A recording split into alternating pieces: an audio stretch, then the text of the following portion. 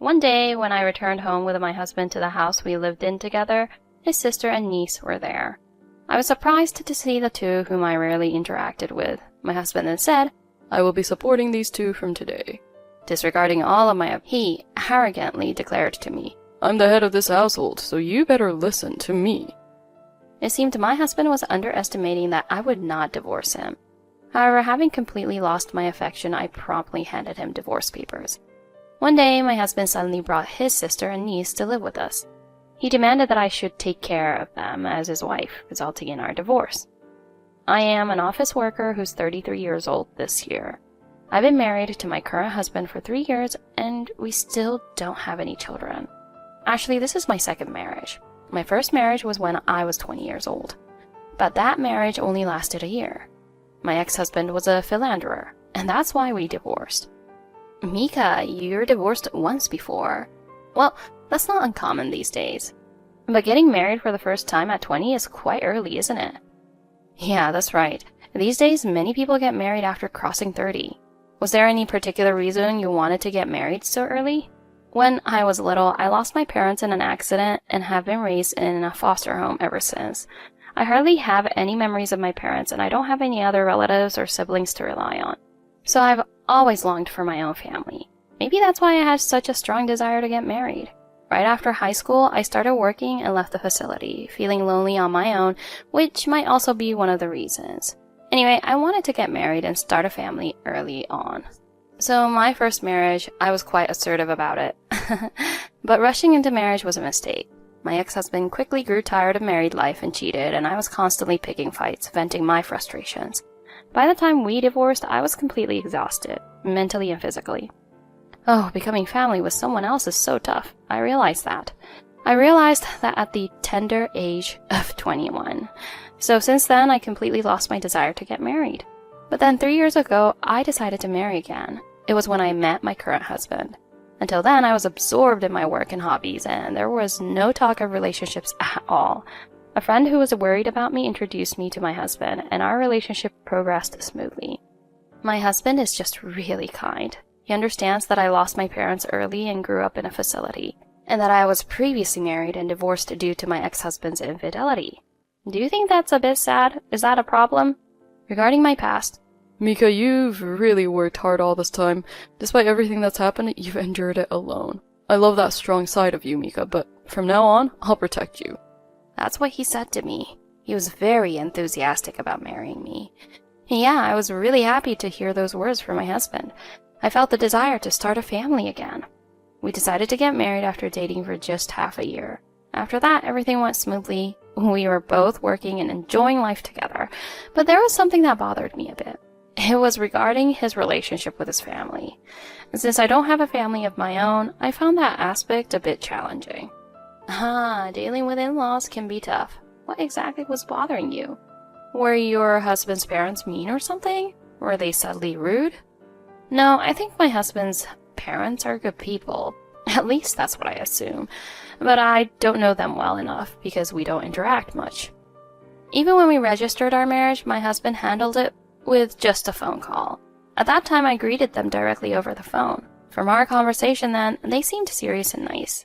But since then, we really haven't had any interaction at all. My husband doesn't even go back to his parents' house for summer break or New Year. Wow, that's such a peculiar family relationship. Are you on bad terms? Are they estranged? Is your husband an only child? If so, his parents must feel lonely. It's really strange, huh? I started wondering if it's normal not to be this involved. I even asked my husband about it. I don't really like my parents. They're what you might call toxic parents. That's why I prefer not to have much to do with them. He kept saying things like that. And you know, my husband has a sister, but she seems to be just like him. She never goes back to their parents' house either. They really seem like a dysfunctional family. Are his parents that terrible? If his sister avoids them too, could it be true about toxic parents? Did you have any interaction with his sister's family? According to my husband, his father was really strict and he was constantly being unfairly scolded. He also mentioned a few years ago his parents managed his salary and he hardly had any money to spend freely. With parents this awful, I don't blame him for not wanting you involved. He said it was to protect me. That's what he told me. As for his sister's family, my husband actually gets along quite well with his sister. They used to have long phone conversations all the time. But since his sister and her husband live out of town, they hardly ever meet, so I never really got to know them. When I talked to my sister-in-law on the phone a few times, and she was always rapid-fire, talking about her dissatisfaction with her own husband, I always found it difficult to respond. It was like that. To be honest, I was a little uncomfortable. My husband says my sister-in-law had a baby 5 years ago and left my parents-in-law's house because she ran away from home, and her husband is actually 10 years younger than her. He was still a teenager when they got married. My husband said this about him. He's a wishy-washy, unreliable guy.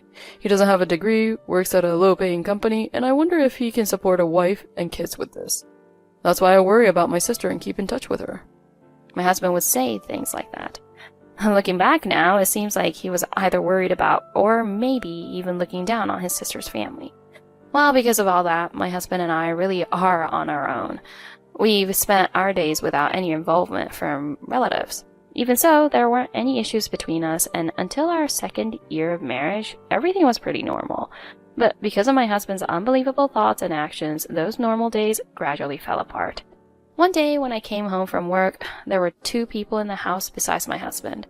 Huh? Who? I thought to myself. Those people turned out to be my sister-in-law and niece, whom I was meeting for the first time. Ah, Mika, welcome back. You're back late from work. I've been waiting for dinner. Welcome back, Mika. Hurry up and make dinner. My sister and niece are starving.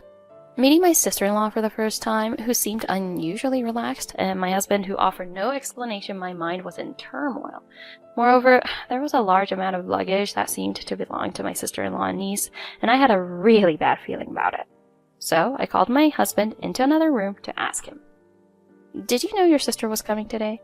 I was surprised because I didn't hear anything about it. No, I got a call from my sister this morning out of the blue, and that's when we decided. Apparently, she's divorced. That's why she left her home and has nowhere else to go. So from now on, the 4 of us will live together. I'll support my sister and niece from today. Is that okay? Huh? Is that okay? Who decided this on their own? And why is it up to you to support them? Because she's my family, you know? There's nothing wrong with that, right? No, your sister is already an adult, so even if she's divorced, she can work for herself, right? Besides, isn't there child support? I don't think you have an obligation to support them. Huh? Are you always this cold-hearted? Seriously, I'm really fed up with such cold-hearted remarks. No, I think it's perfectly reasonable. Your sister-in-law isn't a helpless child. Ugh, this is why you... Maybe you just don't understand family love. You have a heart of stone. What's going on? Isn't your husband becoming aggressive? Was he always the type to push his opinions forcefully? He seems to have changed quite a bit. I thought he understood Mika's situation, but... Did you realize after all? You noticed, right? Yeah, my husband has changed. He was really kind at first. He accepted me, even though I have no parents and I'm divorced. But he changed over the past half year. It started gradually after I began to out-earn him completely due to my steady career advancement. He graduated from college and started working, so initially he earned more than me, even though I've been working longer than him since high school. Moreover, he holds a higher position than me. I'm just a regular employee. He used to say things like, Mika, you're working so hard even though you only graduated from high school. Your hard work will surely be recognized someday. But after we got married and I started achieving more at work, he began to make subtle sarcastic remarks. Mika, don't get so enthusiastic about your work. I think it's not good for a woman to work so aggressively. And then, don't get all excited and overshadow college graduates. You should know your place. That's how it went. It seemed like my husband didn't like my promotion. Ah, is Jim feeling pressured by the capable Mika? Or maybe jealousy? It seems like Jim actually looked down on Mika. He can't accept Mika getting ahead of him. That's right, I thought so too. My husband actually looked down on me as a pitiful woman and thought, isn't it wonderful that I married such a pitiful woman? Maybe he was thinking something like that. Perhaps he felt a sense of superiority from marrying a loser like me in life. But I didn't let my husband's petulant words get the better of me, and I steadily worked my way up the ladder. And finally, my salary surpassed my husband's. Lately, my husband has been checking my salary with keen interest, so I even hid my payslips. It's his obsession, you know, and he found out. And since then, my husband has become incredibly cold towards me. Up until now, we shared household chores because we both worked, but somehow he started pushing most of them onto me, even when I expressed my dissatisfaction about it. You're just focused on work. Don't you think about supporting your husband? Mika, usually wives support their husbands, you know? Maybe you just don't understand family dynamics. Maybe that's why your first marriage failed. I started receiving snide remarks about 100 times worse. That comeback really hit me hard. Even though I've advanced in my career, I never thought of it as winning against my husband. Actually, I thought he'd be happy for me. But because my husband suddenly turned cold towards me, I've recently started thinking about divorcing him. Still, I wanted to avoid divorce if possible, hoping that maybe if we talked things through, we'd understand each other. I spent restless days hoping for that. Honestly, I was hesitant about going through a second divorce. That's when my sister-in-law showed up. My husband used the fact that I don't have any family to weaponize against me and hurt me deeply. Look, I don't think you, Mika, understand this, but family is about helping each other, especially in times of need. Right now, my sister is really struggling with her divorce from her ex-husband. That's why I need to help her out. That's just how it is, you know, family ties. Jim was lecturing me like he knew best, but it didn't affect me at all. He just wants to feel superior to me. I already knew his intentions. And while I was feeling so overwhelmed, my sister-in-law was sprawled out on the couch, munching on snacks and tapping away at her phone. She didn't even seem to notice my niece jumping around the room, and she just seemed to be doing whatever she wanted. My sister-in-law doesn't seem to be at all overwhelmed. What was the cause of the divorce in the first place? You might not see it, but she should be struggling. The cause of the divorce? It's because of that unreliable husband, isn't it? You don't even know the reason for the divorce? Anyway, why don't you consult your parents? Don't make such important decisions solely on your own judgment. How about discussing it with all the important members of your family? I told you my parents are toxic, so I have to handle my sister's situation somehow. Anyway, helping out a sister in need is something that's normal for family, or rather for any decent person. Since you're also part of my family, you should cooperate in supporting my sister. Once you get that, hurry up and make dinner. My sister and niece are hungry. So both you and your sister-in-law are adults now, so if you're hungry, why don't you figure it out yourselves?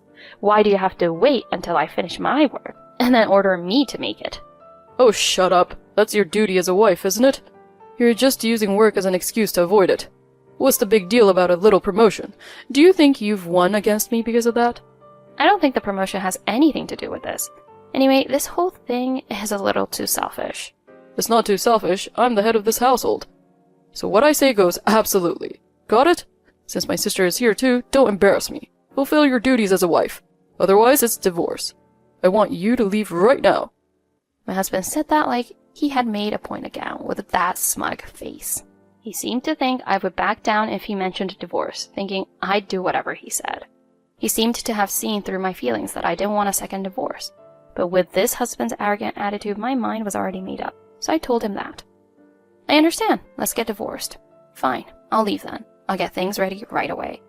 Then my husband looked stunned, like he had pie thrown on his face. Huh? Divorce? Is that okay? Divorce? He said in a silly voice. There's no mistake about the divorce. I'll go get divorce papers from the city office tomorrow. Huh? Can we really get divorced? You'll be divorced twice, you know? Aren't you embarrassed? Not at all. I'm totally fine with it. It's my decision. Well, what will society say? And besides, if you divorce me, you'll be alone again, right? After all, I made you part of my family when you were all alone. You'll be alone again. Is that really okay? You should reconsider. I made you part of my family? Huh? How much did he look down on you, Mika? That shameless sister-in-law and husband are awful. If you stay with this family, you'll definitely struggle. Yeah, I understand my husband's thoughts very well now, so I've decided to quit the family for good and get a divorce. So despite my husband nagging about it afterwards, I hurried along with packing and moving out.